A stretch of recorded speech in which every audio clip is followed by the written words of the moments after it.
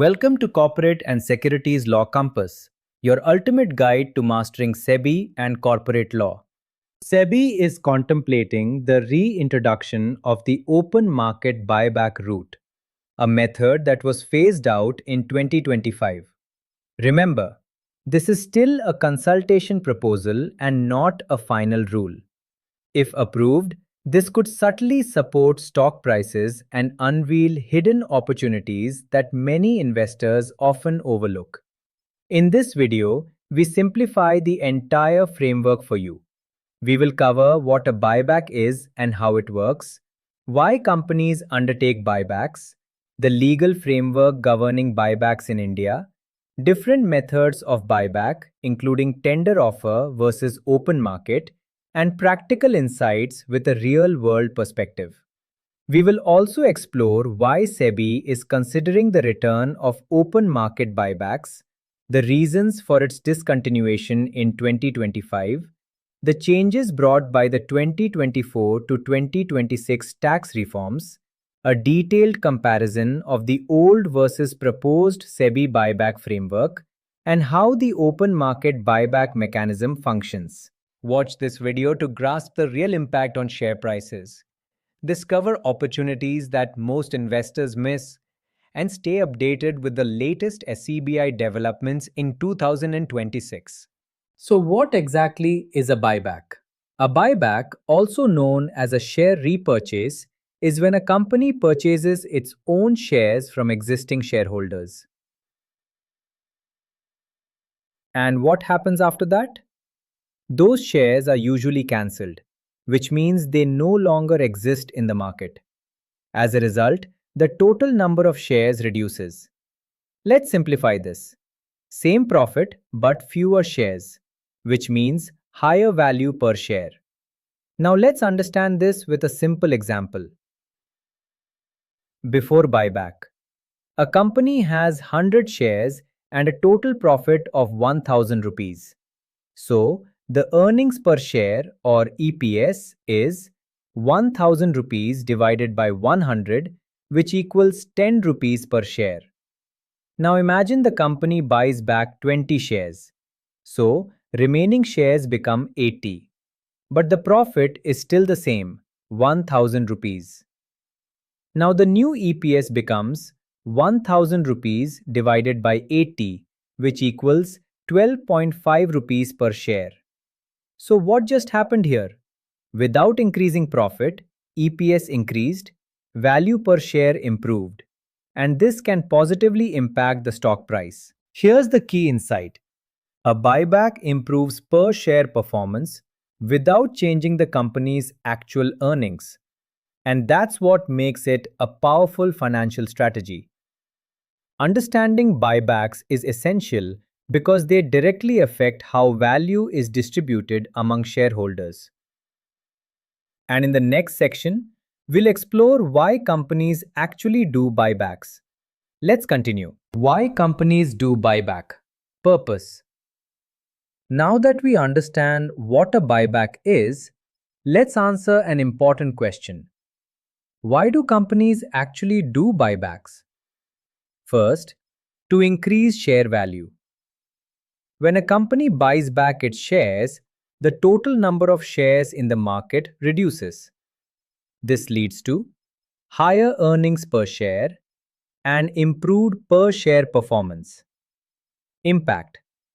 The stock often becomes more attractive, which can support an increase in share price. Second, to return excess cash. Sometimes companies generate surplus cash but do not have immediate expansion plans. Instead of letting that cash sit idle, they return it to shareholders through buybacks. Key insight. A buyback acts as an alternative to dividends. Third, to improve financial ratios.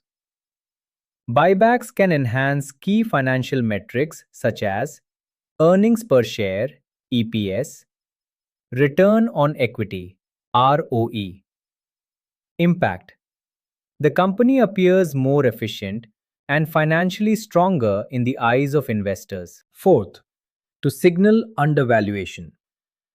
When a company buys its own shares, it sends a strong message to the market that the management believes the stock is undervalued. Market signal: our shares are worth more than the current price. Fifth, to prevent hostile takeovers. Buybacks reduce the number of shares available in the market. This means lower public float, reduced chances of external control. Impact: it helps promoters strengthen their control over the company. But here's the reality: not every buyback is shareholder friendly. Sometimes it is done to improve financial optics rather than actual business performance. Buyback does not always mean growth. It can sometimes be used to artificially boost ratios. Smart investor tip: always analyze why the company is doing the buyback. A buyback can create real value, but only when it is backed by strong business fundamentals. Buyback is not just a financial decision, it is a highly regulated legal process combining Companies Act compliance and SEBI procedural control. Next, let's move to the legal framework of buybacks in India. Legal framework of buybacks in India. Now let's understand the legal framework governing buybacks in India. Buybacks are regulated through a comprehensive legal structure, primarily under the Companies Act 2013 and the SEBI Buyback of Securities Regulations 2018. Let's start with the Companies Act. Key provisions include Section 68, which gives companies the power to buy back their own securities. Section 69, which requires transfer to the Capital Redemption Reserve. Section 70, which specifies situations where buybacks are prohibited. In addition, Rule 17 of the Companies Share Capital and Debentures Rules 2014 provides detailed procedural guidelines. Now for listed companies. Buybacks are governed by SEBI regulations which lay down detailed procedures, disclosure requirements, timelines, and permitted methods such as tender offer and open market buyback. Let's look at the key legal conditions. Buyback limit. The maximum buyback is restricted to 25% of paid up capital and free reserves, ensuring companies do not excessively reduce their capital base. Debt equity ratio. After the buyback, the debt equity ratio must not exceed 2 to 1, with certain relaxations for sectors like NBFCs. Fully paid shares only. Only fully paid up shares can be bought back to avoid complications relating to unpaid capital. Cooling off period. A company cannot issue the same kind of shares within 6 months after a buyback, except in cases like bonus issues or conversions. Sources of funds. Buybacks can be funded from free reserves, securities premium account, or proceeds of earlier issues. However, proceeds from the same kind of shares cannot be used. Capital Redemption Reserve (CRR). If buyback is done out of free reserves, an equivalent amount must be transferred to the Capital Redemption Reserve to protect creditors and maintain capital discipline. When buybacks are not allowed, a company cannot undertake a buyback if it has defaulted in repayment of loans or deposits, payment of interest, redemption of debentures, payment of dividends. Also, non-compliance with financial statements or annual returns can restrict a company from initiating a buyback. So, while buybacks are a powerful financial tool, they are tightly regulated to ensure protection of investors, safeguarding of creditors, and overall financial stability. Next, Let's understand the different methods of buyback and how they actually work in practice. Methods of buyback. Practical understanding. Now that we have understood the legal framework, let's move to the methods of buyback. There are two primary methods. One, tender offer method, open market method, which has been phased out and is now under reconsideration by SEBI. Let's start with the most important method, the tender offer. So, what is a tender offer? It is a process where a company offers to buy shares from its existing shareholders at a fixed price, usually at a premium to the market price. All eligible shareholders get an opportunity to participate on a proportionate basis. Let's understand how it works. 1. The company announces the buyback. 2. A record date is fixed. 3. The buyback price is decided, typically at a premium. 4. Shareholders apply through their broker. 5. Shares are accepted based on the acceptance ratio. Now, let's take a practical example. Market price 100 rupees. Buyback price 130 rupees. You hold 100 shares. You apply for all 100 shares, but the acceptance ratio is 30%. So what happens? 30 shares are accepted and sold at 130 rupees. Remaining 70 shares are sold in the market at 105 rupees. Now, let's calculate the profit. Profit on accepted shares 30 rupee into 30 rupees 900 shares. Profit on remaining shares 5 rupees into 70 rupees equal to 350 rupees. Total profit 1250 rupees. Here's the most important takeaway. Your actual profit depends on the acceptance ratio, not on the total number of shares you apply for. From an investor's perspective, the tender offer method offers a fixed premium price, fair participation for all shareholders, a transparent and structured process. However, there are risks. The acceptance ratio may be low. The stock price may fall after the record date. So, while tender offers can be profitable, they require careful analysis and timing.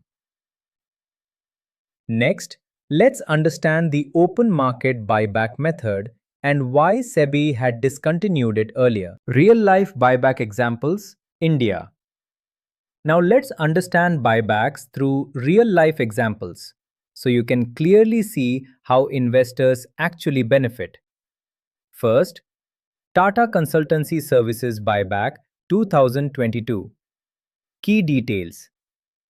Buyback price 4,500 rupees per share. Market price before buyback around 3,700 rupees to 3,800 rupees.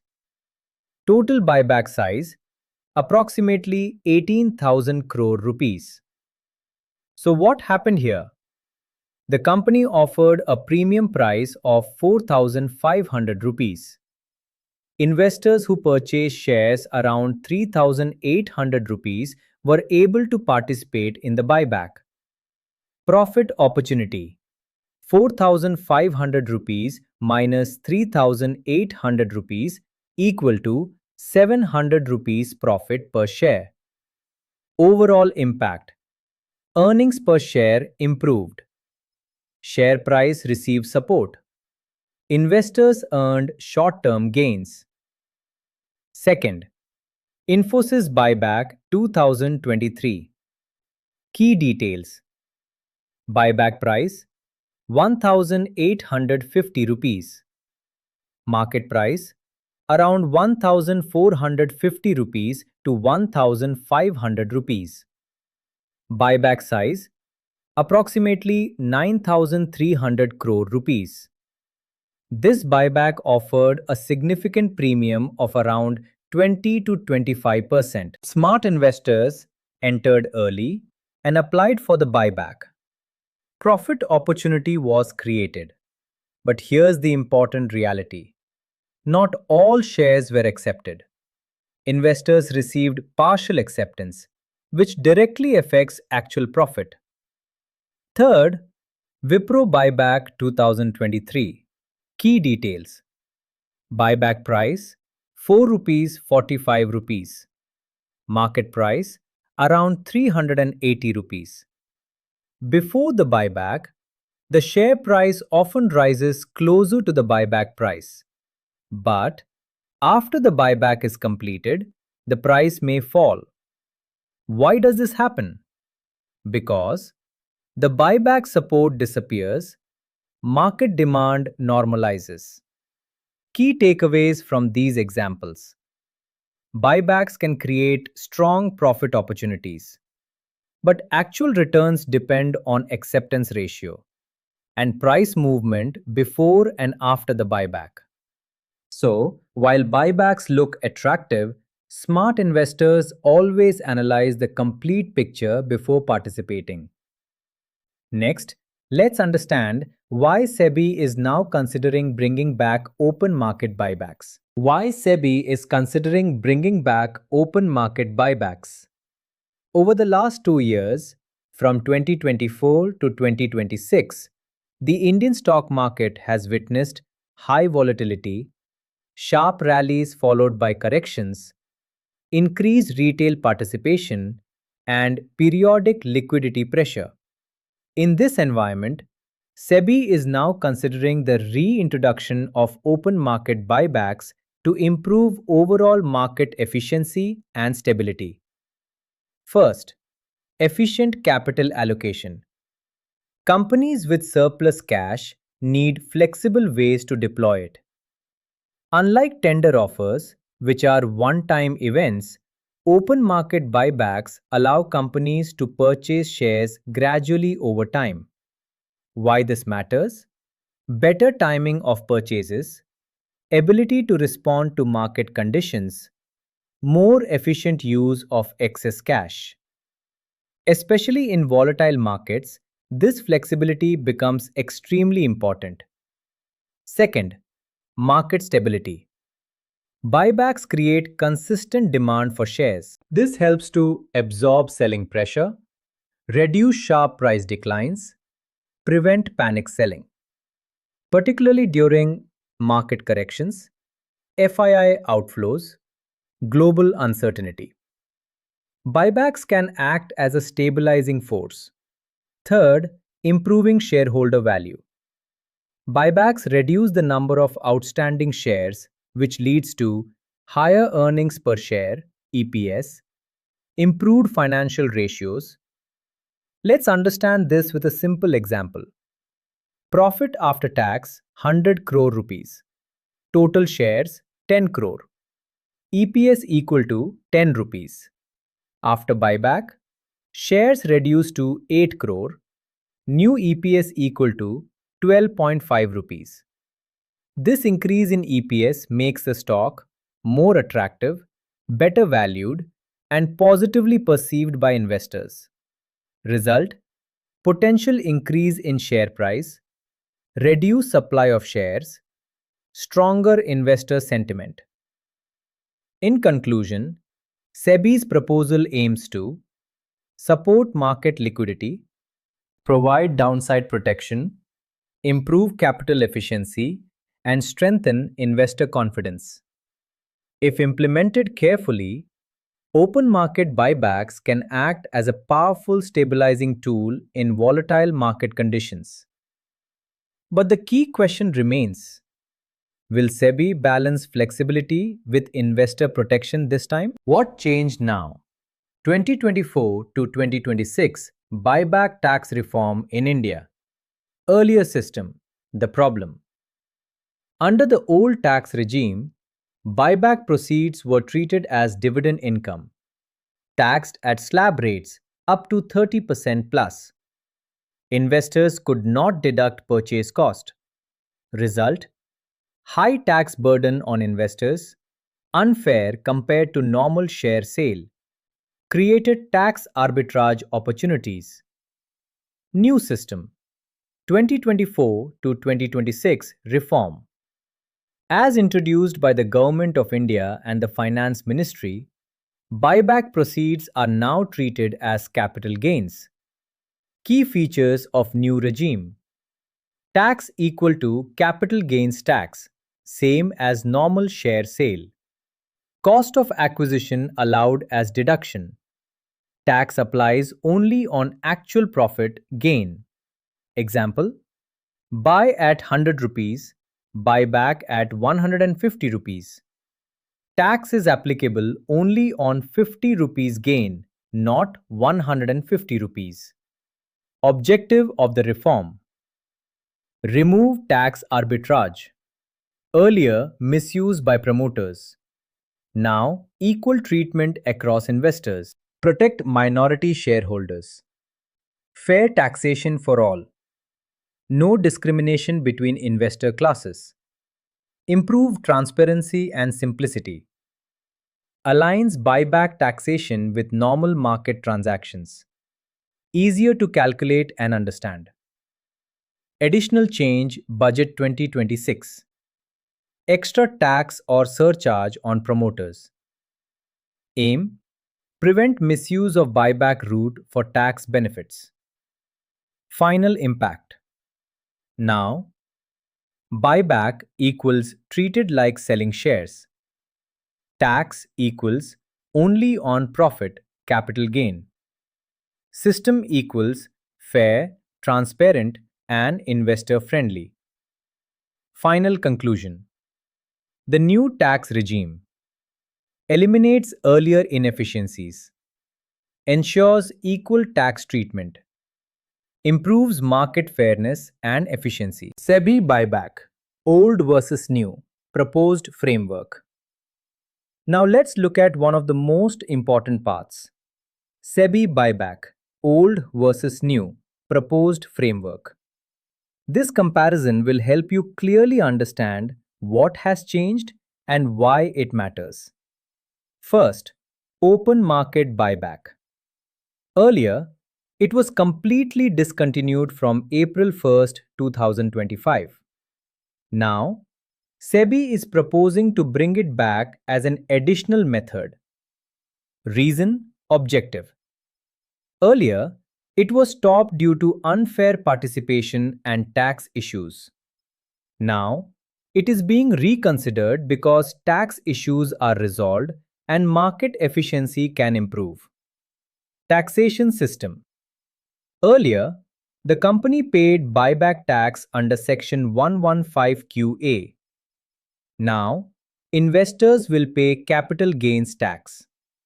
Investor tax benefit. Earlier, only selected investors benefited with tax-free gains. Now, all investors are taxed equally, creating a fair system. Fairness in participation. Earlier, unequal participation. Now, equal opportunity through market-based participation. Method availability. Earlier, only tender offer and book building were allowed. Now, tender plus book building plus open market proposed. Price discovery. Earlier, limited fixed tender price. Now, continuous market-driven price discovery. Execution mechanism. Earlier, not applicable. Now, through order matching on stock exchange. Promoter participation. Not allowed earlier and continues to remain not allowed. Liquidity and market impact. Earlier, lower liquidity, no continuous price support. Now, higher liquidity, company acts as a steady buyer supporting price stability. Investor opportunity. Earlier, limited to tender offers. Now, more opportunities through open market participation. Global alignment.